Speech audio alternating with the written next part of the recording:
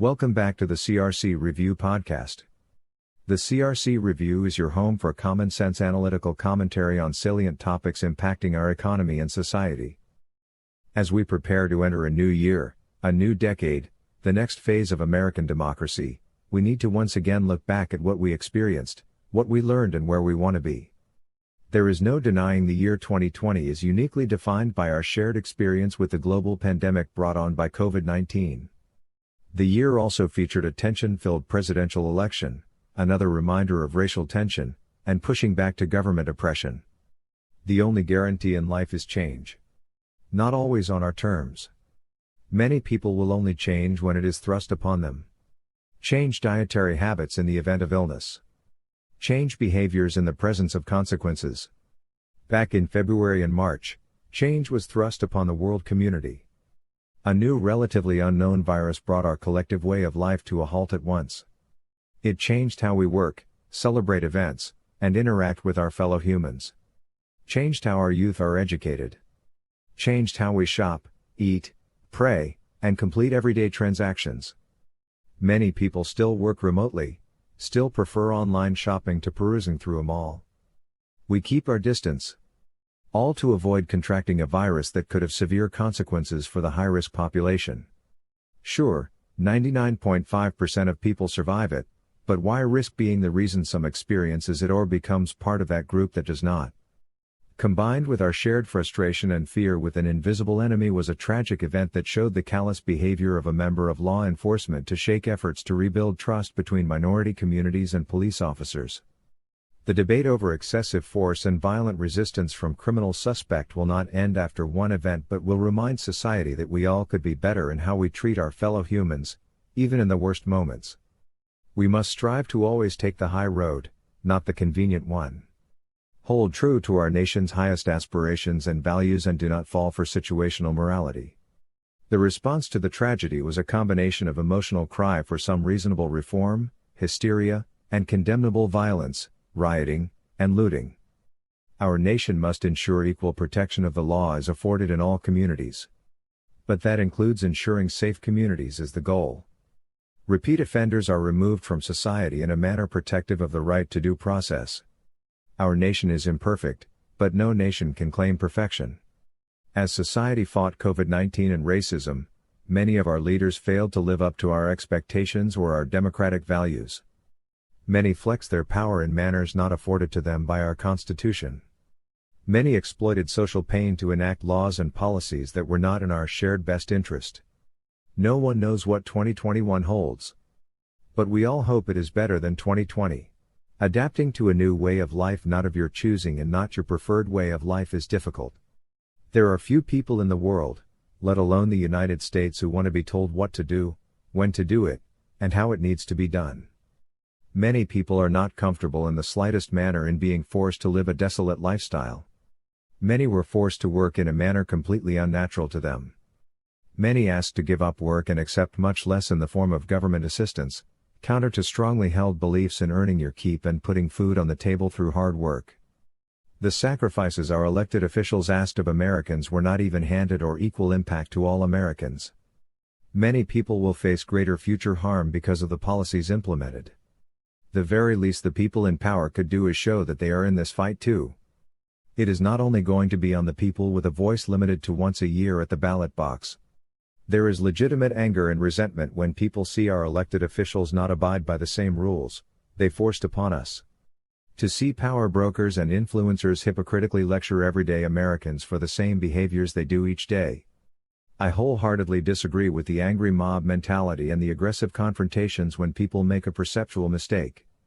No one is perfect and times are difficult. But that needs to be reflected in our policymaking where the rules in place actually reflect data and reasonability. Our path forward cannot be hiding from the virus but finding out how to move back towards some level of normalcy in a responsible manner, protecting those with high risks and reducing transmissions. For instance, New York once again shut down indoor dining in New York City, although the biggest contributor to the spike was personal gatherings. One can see how indoor dining can be troublesome, but with the transmission rates from indoor dining in New York City below 2%, restaurants must be doing something right. Although more can probably be done without closing it down. Too many people automatically go towards bans, despite evidence showing bans do not work. Maybe policymakers should focus more on helping improve availability of cleaning supplies by working to mitigate panic buying. Maybe do a better job of encouraging safe gatherings and educating the public in what that really means. Leaders should not be asking people to call the police on their fellow citizens for simple mistakes. The pandemic has done a great deal of damage to our communities. Our leaders should not further the damage with draconian iron fist policies. Some people focus on the pains of the moment. It is very easy to wallow in the moment and feel like life is not fair. The people that make it out of crisis and chaos best are ones who can identify opportunities to contribute towards solutions or simply reposition themselves to make the best of a difficult situation. The aspect of our collective response to the COVID-19 coronavirus pandemic should not only the people at the front lines caring for the sick, testing possible carriers, or enforcing the policies aimed at stemming the spread, but the people that use their innovation to fill the need of our society both at the forefront of the virus battle and in the homes to make adapting to the new forced upon lifestyle more comfortable. Consider the number of companies that significantly altered their operations to fill over demand of critical supplies. Consider the number of companies that significantly alter operations to produce products their staff never produced before to ensure supplies and machines were available. Think about the number of people that utilize their ingenuity to create substitute products to meet demand shortages and create new ventures to help mitigate the supply chain disruptions caused by a heavy reliance on China. Many people in our media, our political system, and our communities will not give full credit because it does not align with their political agenda. Free market capitalism in our private sector is a big reason why our nation persevered in our fight against the virus, despite the great loss and sacrifice. Why coordinated efforts to bring vaccines to the market in record time successfully began protecting Americans and others around the world against catching this new infection. While complaining about the pains of 2020 is popular, we need to try to be one of the people that find ways to help not wallow in our own misery or the misery of others. I will save the discussion over the 2020 presidential election for a future podcast. Instead, let us finish our discussion with our fight for greater equality. Our fight for equal application of the law. Significant events that once again brought our challenges with racism and society to the forefront involved the death of George Floyd and Breonna Taylor. Let me remind you that I am a big supporter of our law enforcement community and staunchly believe the men and women who put on the uniform to protect and serve our communities do the job the right way, especially in facing the worst in our society or people in their worst moment. That said, we all should reasonably expect those charged with protecting our communities and upholding the rule of law to protect constitutional rights regardless of demographics or personal feelings over the alleged crimes committed. Our justice system is supposed to be blind, not to facts or evidence, but to factors that contribute to biased and unfair treatment. While we all can agree with that fundamental belief, the area of great level of disagreement is the response from the impacted communities in the form of rioting, looting, and physical attacks against random people.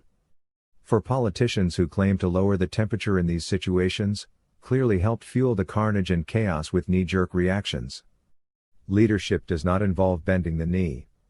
Lending an ear and hearing people out is helpful, but sometimes leaders must speak to the truth. The radical movement to defund the police departments, where some left-of-center run cities enacted laws to do that exact thing, helped fuel an increase in violence, death, and chaos. The idea of eliminating police forces of scaling back capabilities is not the way to respond to the situation. Change in how police protocol is enacted and how police incidents are reviewed is reasonable. Again, policies should be data-driven, not driven by emotions, political hysteria, or stoners on social media. The incidents of police brutality are generally decreasing. Identifying the actionable changes successful agencies are doing and expanding those principles and reforms to problematic areas is the obvious step in the right direction. This is a problem that will not be solved overnight, but rational change is needed. Driven by facts and evidence, not political agendas and narratives. In closing, I thank you for experiencing this edition of the CRC Review podcast and wish you and your family a happy new year. For more content, please continue to visit. Until next time.